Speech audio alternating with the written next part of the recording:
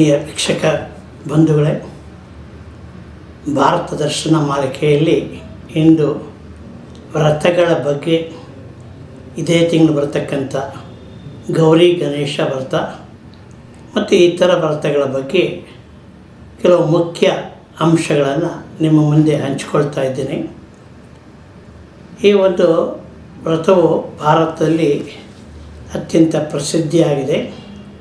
ವೈದಿಕ ಪರಂಪರೆ ಅನುಸಾರವಾಗಿ ನಾವು 40 ವ್ರತಗಳನ್ನು ಆಚರಿಸ್ತಾ ಇದ್ದೀವಿ. ನಮ್ಮಲ್ಲಿ ಇರತಕ್ಕಂಥ ಶಾಸ್ತ್ರ, ಸಂಪ್ರದಾಯ, ಸನಾತನ ಧರ್ಮ, ಹೀಗೆ ಈ ಆಧಾರದ ಮೇಲೆ ನಾವು 40 ವ್ರತಗಳನ್ನು ಭಾರತದಲ್ಲಿ ಆಚರಿಸ್ತಾ ಇದ್ದೀವಿ. ಇದೇ ತಿಂಗಳು 26ನೇ ತಾರೀಕು 8ನೇ ತಿಂಗಳು 25 ಅಂದು ಸ್ವರ್ಣ ಗೌರಿ ವ್ರತ ಭಾದ್ರಪದ ಮಾಸದ ಶುದ್ಧ ತದಿಗೆ ದಿನ ಆಚರಿಸ್ತಾ ಇದ್ದೀವಿ. 27/8/2025 ವರಸಿದ್ಧಿ ವಿನಾಯಕ ವ್ರತ ಭಾದ್ರಪದ ಮಾಸ ಶುದ್ಧ ಚೌತಿಯ ದಿನ ಈ ವ್ರತವನ್ನು ಆಚರಿಸ್ತಾ ಇದ್ವಿ. ಇಡೀ ಪ್ರಪಂಚದಲ್ಲಿ ಅತಿ ಹೆಚ್ಚು ಜನರು ಆಚರಿಸ್ತಕ್ಕಂಥ ವ್ರತವೇ ಗೌರಿ ಗಣೇಶ. ಪ್ರಪಂಚದ ಎಲ್ಲ ಕಡೆ ಈ ಒಂದು ಗಣೇಶನ ದೇವಸ್ಥಾನಗಳಿದೆ. ಜಾತಿ, ಮತ, ಪಂಥ ಯಾವುದೂ ಭೇದ ಭಾವವಿಲ್ಲದೆ ಸರ್ವ ಜನರು ಆಚರಿಸ್ತಕ್ಕಂಥ ಏಕೈಕ ವ್ರತ ಈ ಗೌರಿ ಗಣೇಶ ವ್ರತ. ಈ ಗೌರಿ ಗಣೇಶ ವ್ರತಕ್ಕೆ ಮುಂಚೆ ಕೆಲವು ನಿಬಂಧನೆಗಳು, ನಾವು ಸಿದ್ಧತೆಗಳನ್ನು ಮಾಡ್ಕೋಬೇಕಾಗತ್ತೆ. ಕೆಲವು ಪ್ರಮುಖವಾದ ಹಬ್ಬಗಳಂದರೆ, ಸಾಮಾನ್ಯವಾಗಿ ಈ ಗೌರಿ ಅಥವಾ ಗಣೇಶ ಇದರ ಮೂರ್ತಿಗಳನ್ನು ನಾವು ಮಣ್ಣಿನಿಂದ ಮಾಡಿರಬೇಕು. POP ಪ್ಲಾಸ್ಟರ್ ಆಫ್ ಪ್ಯಾರಿಸ್ ಇದರಿಂದ ಮಾಡಿರಬಾರದು. ಸರ್ಕಾರದಲ್ಲಿ ಒಂದು ಆದೇಶವಿದೆ. ಆದೇಶದ ಪ್ರಕಾರ ನಾವು ಗಣೇಶ ಮೂರ್ತಿಯನ್ನು ಮಣ್ಣಿನಿಂದ ಮಾಡಿರಬೇಕು. ಮತ್ತು ವೈಜ್ಞಾನಿಕವಾಗಿ, ಧಾರ್ಮಿಕವಾಗಿ ಕೂಡ ಇದು ನಮಗೆ ಹೇಳುತ್ತೆ. ಸಾಮಾನ್ಯವಾಗಿ ಗಣೇಶ ಹಬ್ಬ ಮಾಡುವಾಗ ಆ ಗಣೇಶ ಮೂರ್ತಿಯನ್ನು ನಾವು ಬಣ್ಣಗಳಿಂದ ಮಾಡಬಾರ್ದು. ಮತ್ತು POP, ಯಾಕೆಂದರೆ ಪ್ಲಾಸ್ಟರ್ ಆಫ್ ಪ್ಯಾರಿಸ್ ನೀರಿನಲ್ಲಿ ಕರಗೋದಿಲ್ಲ. ಗಣೇಶ ಸ್ವಸ್ಥಾನಕ್ಕೆ ಹೋಗಬೇಕಾದರೆ ಅದು ನೀರಿನಲ್ಲಿ ಕರಗೋದಿಲ್ಲ. ಮತ್ತು ಆ ಒಂದು ವೈಜ್ಞಾನಿಕ ಬಣ್ಣ ಎಂದರೆ ನೀರಿನಲ್ಲಿ ಮಿಶ್ರಿತವಾಗಿ ಅಲ್ಲಿ ನೀರಿನಲ್ಲಿ ವಾಸ ಮಾಡ್ತಕ್ಕಂಥ ಜೀವಿಗಳಿಗೆ ಅದು ಮಾರಣಾಂತಿಕವಾಗತ್ತೆ. ಹೀಗೆ ವೈಜ್ಞಾನಿಕವಾಗಿ ಮತ್ತು ನಮ್ಮ ಧಾರ್ಮಿಕವಾಗಿ ಕೂಡ ಇದು ನಿಷಿದ್ಧವಾಗಿದೆ. ಎರಡನೇದಾಗಿ ಪ್ರಕೃತಿಯ ಮಣ್ಣಿನಲ್ಲಿ ಬರೆಯಬೇಕು. ಯಾವುದೇ ಮೂರ್ತಿ ಪ್ರಕೃತಿಯ ಮಣ್ಣಿನಲ್ಲಿ ಬರೆಯಬೇಕು. ಗಂಗೆ ಮಾತೆ ಪ್ರಾರ್ಥನೆ ಮಾಡ್ತಾರೆ, ಗಣೇಶ ನೀನು ನಮ್ಮ ಅತಿಥಿಯಾಗಿ ಬರಬೇಕು ಅಂತ. ಆದ್ದರಿಂದ ಆ ಗಂಗೆ ಮಾತೆ ಪ್ರಾರ್ಥನೆಯಂತೆ ಗಣೇಶನ ಮೂರ್ತಿಯನ್ನು ನಾವು ನೀರಿನಲ್ಲಿ ಹಾಕಿದಾಗ ಆ ಗಂಗೆಗೆ ಸೇರ್ತದೆ. ಗಣೇಶ ಆ ಗಂಗೆ ಮಾತೆ ಅತಿಥಿಯಾಗಿ ಹೋಗ್ತಾನೆ. ಇದು ಧಾರ್ಮಿಕವಾದ್ದು. ಹಾಗೆ ಮತ್ತೊಂದು ವಿಶೇಷವಾದ ಕೃತಕ ಪ್ಲಾಸ್ಟಿಕ್ ಹೂಗಳನ್ನು ಬಳಸಬಾರದು. ನಮ್ಮಲ್ಲಿ ಅಲಂಕಾರಕ್ಕಾಗಿ ದೇವರಿಗೆ ಈ ಕೃತಕವಾದ ಪ್ಲಾಸ್ಟಿಕ್ ಹೂ ಮತ್ತು ಫಲಪುಷ್ಪಗಳನ್ನು ಇಡ್ತೀವಿ. ಪ್ರಚಾರಕ್ಕಾಗಿ ಯಾರಾದ್ರು ನೋಡಲಿ ಇಂಥ ಹಣ್ಣು ಇಟ್ಟಿದ್ದೀವಿ ಅಂತ ಪ್ಲಾಸ್ಟಿಕ್ ಹಣ್ಣುಗಳನ್ನು ಕೂಡ, ಫಲಪುಷ್ಪಗಳನ್ನು ಕೂಡ ನಾವು ವ್ರತಕ್ಕೆ ಅಲಂಕಾರ ಇರ್ತೀವಿ. ದಯಮಾಡಿ ಇದನ್ನು ಮಾಡಬೇಡಿ, ಇದು ತುಂಬ ಬೇಡ. ಹಾಗೆ ಧ್ವನಿವರ್ಧಕ ಬಳಕೆ ಇತಿಮಿತಿ ಇರಲ್ಲ. ಹಬ್ಬಗಳ ದಿನ ಧ್ವನಿವರ್ಧಕ ಬಳಕೆ ಮಾಡ್ತಾರೆ. ಆ ಧ್ವನಿವರ್ಧಕ ಬಳಕೆಗೂ ಇತಿಮಿತಿ ಇರಬೇಕು. ಶಬ್ದ ಮಾಲಿನ್ಯವಾಗದಂತೆ ನಾವು ನಮ್ಮನ್ನು ಆ ಧ್ವನಿವರ್ಧಕ ಬಳಸಬೇಕು. ಮತ್ತು ಈ ಸಂದರ್ಭದಲ್ಲಿ ಈ ಅಶ್ಲೀಲವಾದ ಸಿನಿಮಾ ಹಾಡುಗಳನ್ನು ಹಾಕ್ತಾರೆ ಗಣೇಶ ಗೌರಿ ಹಬ್ಬದಲ್ಲಿ. ಅದನ್ನು ದಯವಿಟ್ಟು ದೇವರ ಭಕ್ತಿಗೀತೆಗಳು, ಚಲನಚಿತ್ರದ್ದಾದರೂ ಪರವಾಗಿಲ್ಲ. ಹಾಗೆ ವಿದ್ಯುತ್ ದೀಪಾಲಂಕಾರ ಮಾಡುವಾಗ ಸಾಮಾನ್ಯ ಹುಷಾರಾಗಿರಬೇಕು. ಯಾಕೆಂದರೆ ಅದು ವೈರ್ ಮೆಲ್ಟ್ ಆಗುತ್ತೆ, ಶಾರ್ಟ್ ಸರ್ಕ್ಯೂಟ್ ಆಗುತ್ತೆ. ಮನೆಯಲ್ಲೇ ಆಗಲಿ ಅಥವಾ ಸಾರ್ವಜನಿಕ ಸ್ಥಳದಲ್ಲಿ ವಿದ್ಯುತ್ ಅಲಂಕಾರ ಮಾಡುವಾಗ ಎಚ್ಚರಿಕೆಯಿಂದಿರಿ. ದೀಪಗಳಿಂದ ಅದು ನಮಗೆ ಅಪಾಯ ಬರುತ್ತೆ. ಹಾಗೆ ನೈವೇದ್ಯಕ್ಕೆ ಪದಾರ್ಥಗಳನ್ನು ಇಡುವಾಗ ಪೂಜೆ ಮುಗಿಯೋ ತನಕ ಬಾಲಕರೇ ಆಗಿರಲಿ ವೃದ್ಧರೇ ಆಗಿರಲಿ ಆ ನೈವೇದ್ಯ ವಸ್ತುಗಳನ್ನು ಸೇವನೆ ಮಾಡಬಾರ್ದು. ಸಾಮಾನ್ಯ ದೇವರಿಗೆ ನೈವೇದ್ಯ ಕೆಟ್ಟಿರ್ತೀವಿ, ಒಂದು ಮಗು ಬರುತ್ತೆ, ಚಿಕ್ಕ ಮಗು ಪರವಾಗಿಲ್ಲ ದೇವ್ರಿಗೆ ಸಮಾನ ಅಂತ ಆ ನೈವೇದ್ಯದ ವಸ್ತುವನ್ನು ಸ್ವೀಕಾರ ಮಾಡುತ್ತೆ. ಇನ್ನೊಬ್ಬರು ಹಿರಿಯರು ಬಂದರೆ ನಾನು ಹಿರಿಯ, ನನಗೆ ಹಸುವಾಗ್ತಾಯಿದೆ, ಸ್ವೀಕಾರ, ಅದು ದಯವಿಟ್ಟು ಬೇಡ. ನೈವೇದ್ಯ ಮಹಾಮಂಗಳ ಆರತಿ ಆಗೋ ತನಕ ನೈವೇದ್ಯ ವಸ್ತುಗಳನ್ನು ಸ್ವೀಕಾರ ಮಾಡಬೇಡಿ. ಮತ್ತು ಗಣೇಶನ ವಿಸರ್ಜನಾ ಸಮಯದಲ್ಲಿ ಮೆರವಣಿಗೆ ಹೋಗ್ತಾರೆ. ಮೆರವಣಿಗೆ ಹೋಗುವ ರಸ್ತೆಗಳಲ್ಲಿ ಸಂಚಾರ ನಿರ್ಬಂಧ ಮತ್ತು ವಿದ್ಯುತ್ ಕಂಬಗಳು, ವಿದ್ಯುತ್ ವೈರತೆ, ಅದರ ಬಗ್ಗೆ ಗಮನ ಕೊಡಿ. ವಿಸರ್ಜನೆ ಯಾವಾಗ ಮಾಡಬೇಕು ಅಂದರೆ ಗೌರಿ ಗಣೇಶಕ್ಕೆ 5ನೇ ತಾರೀಕು ಶುಭ ಮುಹೂರ್ತವಾಗಿದೆ, ಶುಕ್ರವಾರ ಆಗುತ್ತೆ, ಆದ್ದರಿಂದ ಅದನ್ನು ಮಾಡ್ಬೋದು. ಹಾಗೆ ರಾತ್ರಿ 7 ಗಂಟೆಯಿಂದ 9 ಗಂಟೆಯವರೆಗೆ ಈ ಒಂದು ಶುಭ ಮುಹೂರ್ತ ಗೌರಿ ಮತ್ತು ಗಣೇಶವನ್ನು ವಿಸರ್ಜನೆಗೆ. ಈ ವಿಸರ್ಜನೆ ಮಾಡುವಾಗ ಗಣೇಶ ಇಟ್ಟ ಮಾರನೇ ದಿನ ಅದನ್ನು ವಿಸರ್ಜನೆ ಮಾಡೋದಕ್ಕೆ ಅವಕಾಶವನ್ನು ಹೇಳಿದ್ದಾರೆ. ಹೀಗೆ ನಾವು ಗೌರಿ ಗಣೇಶ ಮಾಡುವಾಗ ಮುನ್ನೆಚ್ಚರಿಕೆಯನ್ನು ಕ್ರಮಗಳನ್ನು ಕೈಗೊಳ್ಳಬೇಕಾಗತ್ತೆ. ಮುಖ್ಯವಾಗಿ ಷೋಡಶೋಪಚಾರ ಪೂಜೆ ಅಂತ ಮಾಡ್ತೀವಿ ಗಣೇಶನಿಗೆ. ಈ ಷೋಡಶೋಪಚಾರ ಪೂಜೆಗೆ ಮಾಡೋಕ್ಕೆ ಎಲ್ಲವನ್ನು ನಾವು ರೆಡಿಯಾಗಿ ಇಟ್ಕೋಬೇಕಾಗತ್ತೆ. ಸಾಮಾನ್ಯ ಪೂಜೆಗೆ ಬೇಕಾದ ವಸ್ತುಗಳು ಸಾಮಾನ್ಯವಾಗಿ ಪಂಚಪಾತ್ರೆ ಬೇಕು, ಪಂಚಾಮೃತಕ್ಕೆ ಬೇಕಾದ ಹಾಲು, ಮೊಸರು, ತುಪ್ಪ, ಜೇನು, ಸಕ್ಕರೆ, ತೆಂಗಿನ ನೀರು, ಇದಕ್ಕೆ ಪ್ರತ್ಯೇಕವಾದ ಒಂದು ಬಟ್ಟಲನ್ನು ಇಟ್ಕೊಂಡು ದೇವರ ಅಭಿಷೇಕಕ್ಕೆ ಪಂಚಾಮೃತ, ಬೆಳ್ಳಿ ಮೂರ್ತಿ ಇದ್ದರೆ ಬೆಳ್ಳಿ ಮೂರ್ತಿಗೆ ಈ ವಸ್ತುಗಳನ್ನ ಅಭಿಷೇಕ ಮಾಡ್ಬೋದು. ಇಲ್ಲ ಅಂದರೆ ಆ ಒಂದು ಹೂವಿನಲ್ಲಿ ಅಭಿಷೇಕವನ್ನು ಮಾಡ್ತಾರೆ. ಈಗ ವಸ್ತ್ರ ಸಾಮಾನ್ಯ ಗೆಜ್ಜೆ ವಸ್ತ್ರ ಅಂತ ಮಾಡ್ತೀವಿ, ಇದು ಕೆಂಪು ಬಣ್ಣದ್ದಾಗಿರುತ್ತೆ, ಇದನ್ನು ನಾವು ಇಟ್ಕೋಬೇಕಾಯ್ತು. ಗಣೇಶನಿಗೆ ಯಜ್ಞೋಪವೀತ ಅಂತ ಹಾಕ್ತೀವಿ, 3 ಎಳೆ ಜನಿವಾರವನ್ನು ಹಾಕಬೇಕು. ಮೊದಲೇ ಅದರ ದಾರವನ್ನು ಸಿಕ್ಕಿ ಬಿಡಿಸಿ ಇಟ್ಕೋಬೇಕಾದ್ರೆ ಗಂಧವನ್ನು ತೆಗೆದು ಇಟ್ಕೊಂಡಿರಬೇಕು.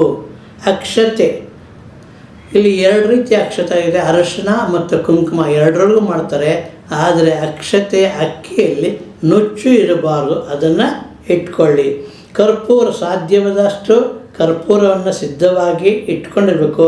ಅಲಂಕಾರಕ್ಕಾಗಿ ಮಾವಿನೆಲೆ, ಬಾಳೆಕಂಬ, ತೋರಣ, ಮಂಟಪ ಇರಲಿ. ತಾಂಬೂಲ, ಸಾಮಾನ್ಯವಾಗಿ ನಾವು ಪ್ರತಿಯೊಂದು ಆಚರಣೆ ಕೂಡ ದೇವರಿಗೆ ತಾಂಬೂಲವನ್ನು ಕೊಡ್ತೀವಿ. ಉತ್ತಮವಾದ ವಿಳ್ಯದೆಲೆ ಇರಬೇಕು, ಹರಿದಿರಬಾರದು, ಸೀಳಾಗಿರಬಾರದು. ಮತ್ತು ಬಟ್ಲಡಿಕೆ, ಗಣೇಶನಿಗೆ ಇಷ್ಟವಾದ ಅಡಿಕೆ, ಬಟ್ಲಡಿಕೆ ಅಂತೀವಿ, ಚೂರಡಿಕೆ ಕೂಡ ಇಟ್ಕೋಬೋದು. ಪರಿಮಳ ದ್ರವ್ಯಗಳು, ಅರಶಿನ, ಕುಂಕುಮ, ಉತ್ತಮವಾದ ಅಗರಬತ್ತಿ. ಪುಷ್ಪಗಳು, ಸುಗಂಧವಿರೋ ಪುಷ್ಪಗಳನ್ನೇ ನಾವು ಮಾಡಬೇಕಾಗ್ತೇವೆ ವ್ರತಗಳು. ಹಾಗಾಗಿ 21 ಪತ್ರೆಗಳು ಅಂತ ಬರುತ್ತೆ. ಮತ್ತು 21 ದೂರ್ವಾ ಯುಗ್ಮ, ಗರಿಕೆ ಹುಲ್ಲು ಅಂತ ಕರಿತೀವಿ. ಈ ಗರಿಕೆ ಹುಲ್ಲು ನಾವು ಯಾಕೆಂದರೆ ಅತ್ಯಂತ ಶಿವನಿಗೆ ಬಿಲ್ವಪತ್ರೆ, ಕೃಷ್ಣನಿಗೆ ವಿಷ್ಣುವಿಗೆ ತುಳಸಿ ದಳ, ಗಣೇಶನಿಗೆ ಅಷ್ಟೇ ಪ್ರಾಮುಖ್ಯವಾದದ್ದು ದೂರ್ವಾ ಯುಗ್ಮ ಅಥವಾ ಗರಿಕೆ ಪತ್ರ ಅಂತ ಕರಿತೀವಿ. ಹಾಗೆ ಆರತಿ ಮಾಡೋದಕ್ಕೆ ಸುಣ್ಣದ ತಿಳಿ ನೀರು ಅರಶಿನದಲ್ಲಿ ಇಟ್ಕೊಂಡ್ರೆ, ನೈವೇದ್ಯ ತೆಂಗಿನಕಾಯಿ, ಬಾಳೆಹಣ್ಣು, ಖರ್ಜೂರ, ಮನೆಯಲ್ಲಿ ಮಾಡ್ತಕ್ಕಂಥ ಒಂದು ಎಲ್ಲ ಆಹಾರ ಪದಾರ್ಥ, ಚೋಷ್ಯ, ಪಾನೀಯ ಎಲ್ಲವನ್ನು ಇಟ್ಕೋಬೋದು. ಪೂರ್ಣ ಫಲ, ಒಂದು ಇಡಿಗಾಯಿ ತೆಂಗಿನಕಾಯಿನ ಇಡಬೇಕಾಗ್ತೀವಿ. ವಾಯುನಾದನಕ್ಕೆ 2 ತೆಂಗಿನಕಾಯಿ, ತಾಂಬೂಲದ ಜೊತೆಗೆ ದಕ್ಷಿಣೆ, ಮಚ್ಚಲು ಊಟದಲ್ಲೇ ಇರಬೇಕು. ಹೀಗೆ ನಾವು ಗಣೇಶ ವ್ರತವನ್ನು ಮಾಡುವಾಗ ಕೆಲವು ಸಿದ್ಧತೆಗಳನ್ನು ಮಾಡ್ಕೋಬೇಕು. ಸಿದ್ಧತೆ ಇಲ್ಲದೆ ಹೋದರೆ ಆವಾಗ ಪೂಜೆಗೆ ಕಷ್ಟವಾಗುತ್ತೆ. ಪೂಜೆಗೆ ಬೇಕಾದ ಎಲ್ಲ ಸಿದ್ಧತೆಗಳನ್ನು ಮಾಡಿಕೊಂಡು ಬರೀ ನೆಲದ ಮೇಲೆ ಕೂತ್ಕೋಬಾರ್ದು. ಒಂದು ಚಾಪೆ ಅಥವಾ ಒಂದು ಮಣೆಯನ್ನು ಹಾಕ್ಕೊಂಡು ಕೂತ್ಕೋಬೇಕಾಗುತ್ತೆ. ಹೀಗೆ ನಾವು ಅಲಂಕಾರಾರ್ಥವಾಗಿ ಈ ಒಂದು ಸಿದ್ಧತೆಗಳನ್ನು ಮಾಡ್ಕೋಬೇಕಾಗುತ್ತೆ. ನಮ್ಮ ಈ ಗಣೇಶ ಹಬ್ಬವನ್ನು ಮಹಾರಾಷ್ಟ್ರ ರಾಜ್ಯ ಸರ್ಕಾರ 2025 ರಾಜ್ಯ ಸರ್ಕಾರದ ಹಬ್ಬ ಅಂತ ಕರಿತೀವಿ. ಕರ್ನಾಟಕದಲ್ಲಿ ನಾಡ ಹಬ್ಬ ದಸರಾನ ಹೇಗೋ ಹಾಗೆ ಮಹಾರಾಷ್ಟ್ರದಲ್ಲಿ ಕೂಡ ಗಣೇಶ ಹಬ್ಬವನ್ನು ರಾಜ್ಯ ಸರ್ಕಾರ ಆಚರಣೆ ಮಾಡುತ್ತೆ. 2023 ಸೆಪ್ಟೆಂಬರ್ 15ರಂದು ಸರ್ಕಾರ ಒಂದು ಆದೇಶವಿದೆ. 2025 ಸೆಪ್ಟೆಂಬರ್ 15ರಂದು ಗೌರ್ಮೆಂಟ್ ಆಫ್ ಕರ್ನಾಟಕ ಒಂದು ಗೌರ್ಮೆಂಟ್ ಆರ್ಡರ್ ಆಗಿದೆ. POP ನಿಷೇಧ. ಮೊನ್ನೆ ರಾಜ್ಯದ ಹೈಕೋರ್ಟ್ ಕೂಡ 14ನೇ ತಾರೀಕು ಆಗಸ್ಟ್ 25 ಒಂದು ಆದೇಶವನ್ನು ಕೊಟ್ಟಿದೆ. ಎಲ್ಲ ಜಿಲ್ಲಾಧಿಕಾರಿಗಳಿಗೆ, ಎಲ್ಲ ತಹಸೀಲ್ದಾರರಿಗೆ ಎಲ್ಲೆಲ್ಲಿ ಈ ಪ್ಲಾಸ್ಟರ್ ಆಫ್ ಪ್ಯಾರಿಸ್ ಗಣೇಶ ಮಾರ್ತಾ ಇದ್ದರೆ ಅದನ್ನು ಮುಟ್ಟುಗೋಲು ಹಾಕ್ಕೊಳ್ಳಿ ಅಂತ ಈಗ ಸರ್ಕಾರದ ಆದೇಶವಿದೆ. ಮತ್ತು ಈ ನಮ್ಮ ಹೈಕೋರ್ಟ್ ಕೂಡ ಆದೇಶವನ್ನು ಕೊಟ್ಟಿದೆ. ಈ ಗಣೇಶದ ಮೂರ್ತಿಯನ್ನು ನಾವು ಮಣ್ಣಿನಿಂದಲೇ ಮಾಡಬೇಕು ಅಂತ. ಸಾಮಾನ್ಯ ವಿಶೇಷ ವಿಚಾರಗಳು ಏನಪ್ಪ ಅಂದರೆ, ಪ್ರತಿಯೊಂದು ಸಲ ನಾವು ದೀಪವನ್ನು ಮಾಡುವಾಗ, ದೀಪವನ್ನು ಬತ್ತಿಸುವಾಗ ಬತ್ತಿಗಳನ್ನು ಪ್ರತಿಯೊಂದು ಮಂಗಳಾರತಿ ಅಥವಾ ಏಕಾರತಿ ಇದು ಮಾಡುವಾಗ ಬತ್ತಿಯನ್ನು ಬದಲಾಯಿಸಬೇಕು. ಕಲಶೋದಕ ಅಂತ ಮಾಡ್ತೀವಿ.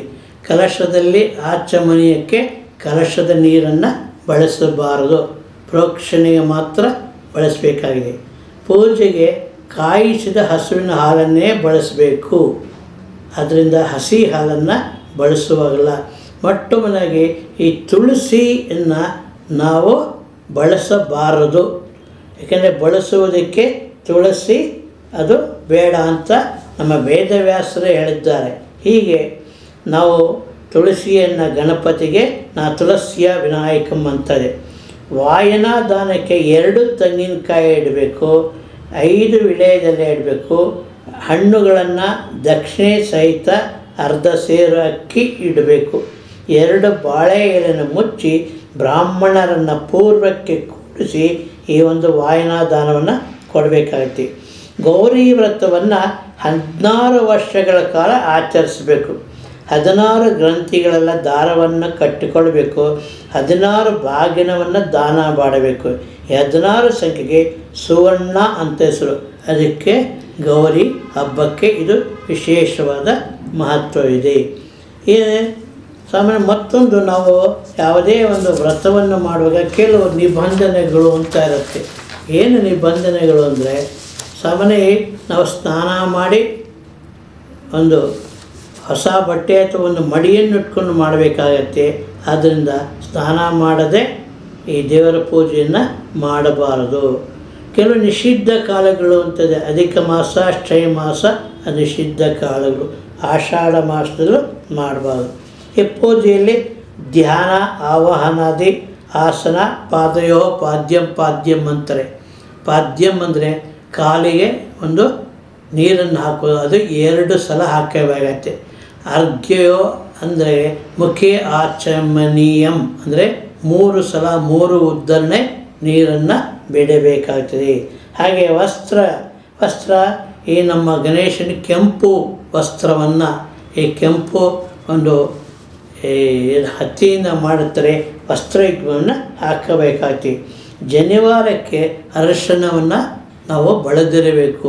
ಅರಶಿನವಿಲ್ಲದೆ 3 ಎಳೆ ಜನಿವಾರವನ್ನು ಮಾತ್ರ ಹಾಕಬೇಕು. ಶ್ರೀಗಂಧವನ್ನು ನಾವು ತೆಗೆದಿರಬೇಕು.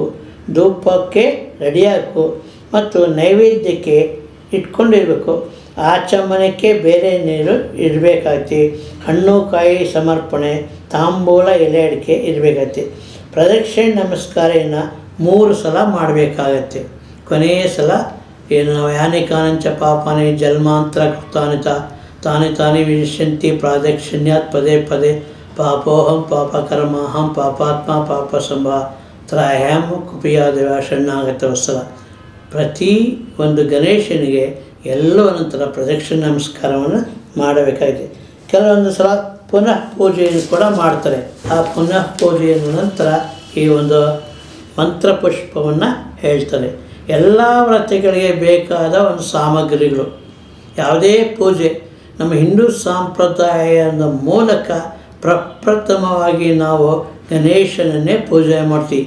ಮನೆ ಕಟ್ಟುವಾಗ ಇರ್ಬೋದು, ಮದುವೆ ಇರ್ಬೋದು, ಯಾವುದೇ ಶುಭ ಕಾರ್ಯಕ್ಕೆ ಬೇಕಾದರೆ ಈ ಗಣೇಶನ ಪೂಜೆ ಮಾಡ್ತೀವಿ. ಹೀಗೆ ಬೇಕಾದ್ದು ಪಂಚಪಾತ್ರೆ ಉದ್ಧರಣೆ ಬೇಕು. ಅರ್ಘ್ಯ ಪಾತ್ರೆ ಅಂತಿರುತ್ತೆ, ಕಲಶ ಪಾತ್ರೆ, ಹೊಸ ವಸ್ತ್ರ, ಮಣೆ ಮತ್ತು ಹಸುವಿನ ಹಾಲು ಇರಬೇಕಾಗತ್ತೆ. ಇದು ಎಲ್ಲ ವ್ರತಗಳಿಗೂ ಇರಬೇಕಾದ ಸಾಮಾನ್ಯ ವಸ್ತುಗಳು. ಪಂಚಾಮೃತಕ್ಕೆ ಅಭಿಷೇಕ ಅಂತ ಮಾಡಬೇಕು.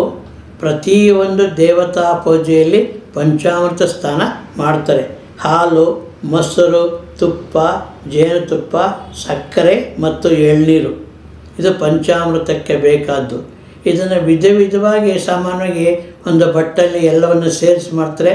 ಅಥವಾ ಈ ಬೆಳ್ಳಿ ಗಣೇಶ ಇದ್ದರೆ ಅದನ್ನು ಈ ಪಂಚಾಮೃತ ಅಭಿಷೇಕ ಮಾಡ್ತಾರೆ. ಹಾಗೆ ವ್ರತಗಳಲ್ಲಿ ಒಂದು ಎಳೆಯ ಗೆಜ್ಜೆ ವಸ್ತ್ರನ ಹಾಕಬೇಕು. ಒಂದು ಗೆಜ್ಜೆ ವಸ್ತ್ರ ಅಂತ ಇರುತ್ತೆ, ಅದರಿಂದ ಜೋಡಿ ವಸ್ತ್ರಗಳನ್ನು ಸಿದ್ಧಪಡಿಸಿಕೊಂಡಿರೋರಿಗೆ ಒಂದು ಗೆಜ್ಜೆ ವಸ್ತ್ರನೂ ಹಾಕ್ತಾರೆ, ಎರಡನ್ನೂ ಹಾಕ್ತಾರೆ, ಎರಡನ್ನೂ ಹೆಚ್ಚಾಗಿಟ್ಕೋಬೇಕು. ಯಜ್ಞೋಪವೀತ ಅದು ನಮ್ಮ ದೇವರಿಗೆ ಬೇಕಾಗುತ್ತೆ. ಕೆಲವರು ಮಾತ್ರ ಅದನ್ನು ಪೂಜೆಯಲ್ಲಿ ಶ್ರೀಗಂಧವನ್ನು ನಾವು ಇಟ್ಕೊಂಡಿರ್ಬೇಕೈತಿ. ಅಕ್ಕಿಯನ್ನು ಅಕ್ಷತೆಗೆ ಅರಿಶಿಣ ಮತ್ತು ಕುಂಕುಮದ ಅಕ್ಷತೆಯನ್ನು ಮತ್ತು ಅರಿಶಿಣ ಮತ್ತು ಕುಂಕುಮವನ್ನು ಕೂಡ ಇಟ್ಕೋಬೇಕು. ಸಾಮಾನ್ಯ ಅಷ್ಟೋತ್ತರ ಮಾಡುವಾಗ ಎರಡು ರೀತಿ ಮಾಡ್ತಾರೆ. ಒಂದು ಅಕ್ಷತೆಯಿಂದ ಮಾಡ್ತಾರೆ, ಪುಷ್ಪದಿಂದ ಮಾಡ್ತಾರೆ ಮತ್ತು ಕುಂಕುಮದಿಂದ ಮಾಡ್ತಾರೆ. ಸೊ ಮೂರು ಕೂಡ ಪೂಜೆಗೆ ಬೇಕಾಗಿರೋದೆ. ಅಕ್ಷತೆಯಾಗಲಿ, ಅಕ್ಷತೆ ಇಲ್ಲದ್ರೆ ಪುಷ್ಪವಾಗಲಿ, ಇಲ್ಲ ಕುಂಕುಮದಿಂದ ಈ ಒಂದು ಅಷ್ಟೋತ್ತರ ಸಹಸ್ರನಾಮವನ್ನು ಮಾಡ್ತಾರೆ. ಇದು ಸಿದ್ಧವಾಗಿರಬೇಕು. ಮಂಗಳಾರತಿಗೆ ಸಾಮಾನ್ಯವಾಗಿ ನಮ್ಮಲ್ಲಿ ಈ ತುಪ್ಪದ ಒಂದು ಬತ್ತಿಯನ್ನು ಇಟ್ಕೊಂಡಿರ್ತಾರೆ. ತುಪ್ಪದಲ್ಲಿ ನೆನೆಸಿದ ಬತ್ತಿಯನ್ನು ಅಥವಾ ಕರ್ಪೂರವನ್ನು ಇಟ್ಕೊಂಡಿರ್ತಾರೆ, ಅದನ್ನು ಬೇಕಾಗುತ್ತೆ. ಮತ್ತು ಸಾಂಬ್ರಾಣಿ ಬೇಕಾಗುತ್ತೆ. ಈ ದೇವರಿಗೆ ಪೂಜೆ ಬೇಕಾಗಿದ್ದು ವೀಳ್ಯದೆಲೆ, ಅಡಿಕೆ. ಎಲ್ಲ ವ್ರತಗಳಲ್ಲೂ ಕೂಡ ವೀಳ್ಯದೆಲೆ, ಅಡಿಕೆ ಬೇಕಾಗುತ್ತೆ. ಮತ್ತು ಹೂಮಾಲೆಗಳು, ವಿಧವಾದ ಪುಷ್ಪಗಳು ಅಂತ ಬರುತ್ತೆ, ಪತ್ರೆಗಳು ಬರುತ್ತೆ. ಎಲ್ಲ ವ್ರತದಲ್ಲೂ ಕೂಡ ಪತ್ರ ಪೂಜೆ, ಪುಷ್ಪ ಪೂಜೆ ಅಂತ ಇದೆ. ಪ್ರತಿಯೊಂದು ಇದೆ. ಆ ಪತ್ರ ಪೂಜೆ, ಪುಷ್ಪ ಪೂಜೆ ಆಯಾ ವ್ರತಗಳ ಸಂದರ್ಭದಲ್ಲಿ ಅದನ್ನು ಬಳಸ್ತಾರೆ. ಹೀಗೆ ಅದೇ ಇರಬೇಕು. ಮತ್ತು ಸಾಮಾನ್ಯವಾಗಿ ಏನಪ್ಪ ಅಂದರೆ ಈ ನೈವೇದ್ಯಕ್ಕೆ ತೆಂಗಿನಕಾಯಿ, ಬಾಳೆಹಣ್ಣು, ಖರ್ಜೂರ, ದ್ರಾಕ್ಷಿ ಇಡ್ತಾರೆ.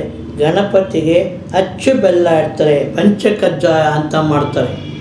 ಸಾಮಾನ್ಯ ಗಣೇಶನಿಗೆ ಇಷ್ಟವಾಗಿರೋದು ಪಂಚಕಜ್ಜಾಯ ಮತ್ತು ಅಚ್ಚು ಬೆಲ್ಲ, ಇದನ್ನು ಇಡ್ತಾರೆ. ಇದು ಕೂಡ ಪೂಜೆಗೆ ಬೇಕಾದ್ದು.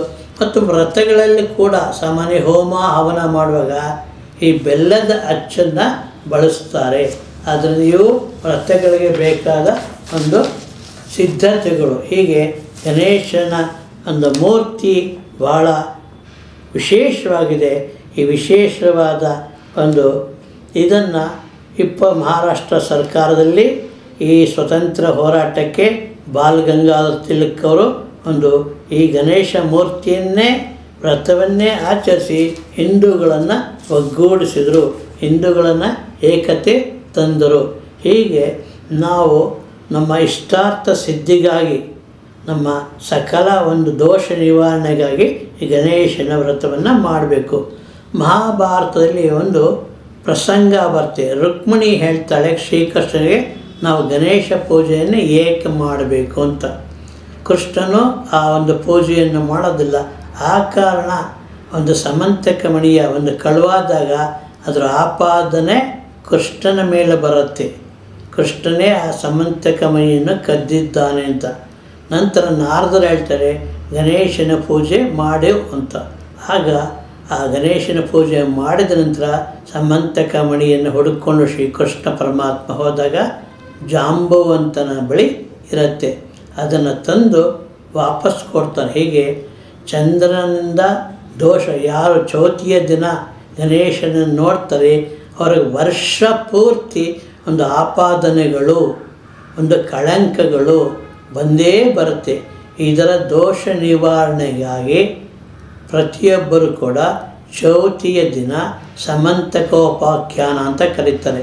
ಸಮಂತಕ ಕಥೆಯನ್ನು ಓದಿದರೆ ಆ ಚಂದ್ರನ ದೋಷದಿಂದ ಬರ್ತಕ್ಕಂಥ ಒಂದು ಆಪಾದನೆಗಳು, ದೋಷಗಳು ಹೋಗುತ್ತದೆ. ಹೀಗೆ ವಿಶ್ವಾದ್ಯಂತ ನಾವು ಗಣೇಶನನ್ನು ಅತಿ ಶ್ರದ್ಧಾಭಕ್ತಿಯಿಂದ ಆಚರಣೆ ಮಾಡ್ತೀವಿ.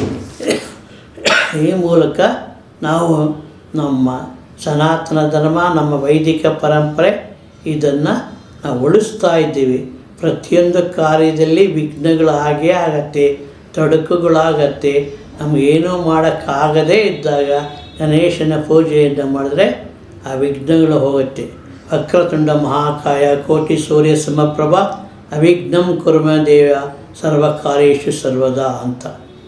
ಈ ಯಾವುದೇ ಕಾರ್ಯಕ್ಕೆ ವಿಘ್ನ ಆದಾಗ ಗಣೇಶನ ಪ್ರಾರ್ಥನೆ ಮಾಡಿದ್ರೆ ಆ ವಿಘ್ನಗಳ ನಿವಾರಣೆ ಆಗತ್ತೆ. ಹಾಗೆ ಎಲ್ಲ ಒಂದು ಕೆಲಸಗಳಿಗೆ ಪ್ರಮುಖವಾಗಿ ಪ್ರಪ್ರಥಮವಾಗಿ ನಾವು ಗಣೇಶನ ಒಂದು ಪೂಜೆಯನ್ನು ಮಾಡ್ತೀವಿ. ಒಂದು ವಾಹನ ಕೊಳ್ಳುವಾಗ, ವಾಹನ ಪೂಜೆ ಮಾಡುವಾಗ, ಗೃಹ ಪ್ರವೇಶ, ನಾಮಕರಣ, ಮದುವೆ, ಏನೇ ಕಾರ್ಯದರೂ ಕೂಡ ಈ ಪ್ರಪ್ರಥಮವಾಗಿ ಗಣೇಶನ ಪೂಜೆಯನ್ನೇ ಮಾಡಿ ಆ ಮೂಲಕ ನಾವು ಈ ನಮ್ಮ ಬೇರೆ ಕೆಲಸಗಳನ್ನು ಮಾಡ್ತೀವಿ. ಶಾಲಾ ಕಾಲೇಜುಗಳಲ್ಲಿ ಕೂಡ ಗಣೇಶನನ್ನು ಪೂಜೆ ಮಾಡ್ತಾರೆ, ಅದರ ಒಂದು ವಿಸರ್ಜನೆ ಮಾಡ್ತಾರೆ.